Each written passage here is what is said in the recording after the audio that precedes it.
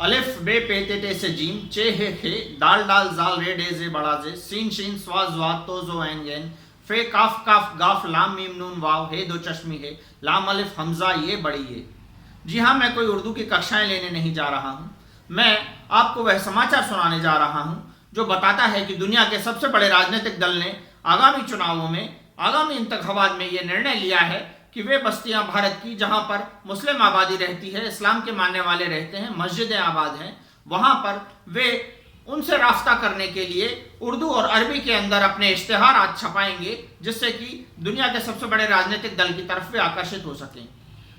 जी, अगर ये महज राजनीतिक महत्वाकांक्षा मात्र है कि इस तरह से उनको आकर्षित किया जाए, तो यह एक दिवा स्वप्न मात्र होगा, क्योंकि सभी जानते हैं कि किस तरह से आपस में वैमनस्य है दो विचारधाराओं में, दो संस्कृतियों में। यहां तक कि गांधी जी तक पर भी आप ये इल्जाम लगाए जा रहे हैं पिछले 10 साल से, और दुनिया के सबसे पुराने राजनीतिक दल पर भी ये इल्जाम हैं कि वे तुष्टिकरण किया करते हैं। जी हाँ, तो यह भी एक प्रयास तुष्टिकरण के स्वरूप ही देखा जा सकता है।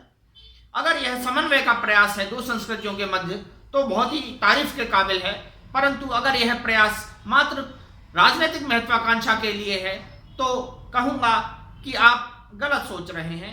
इसलिए आवश्यकता इस बात की कि भारत के जनमानस को, भारत के मतदाता को बरगलाएं नहीं, बहलाएं नहीं, फुसलाएं नहीं, सत्य की ओर बढ़े। और जब हम मानते ही हैं, जानते ही हैं कि सनातन हमारा सत्य है और उसकी लिपि, उसके शब्दावली, उसकी भाषा, उसके विचार, उसके ग्रंथ सभी कुछ मौजूद हैं संस्कृत में, और उसी का सरलीकरण हिंदी के रूप में हम लोगों को प्राप्त होता है, तो हम उसी की तरफ, उसी का ध्यान दें और उसी को सम्मान दिलाने का प्रयास करें, क्योंकि हिंदी हमारी मातृभाषा है।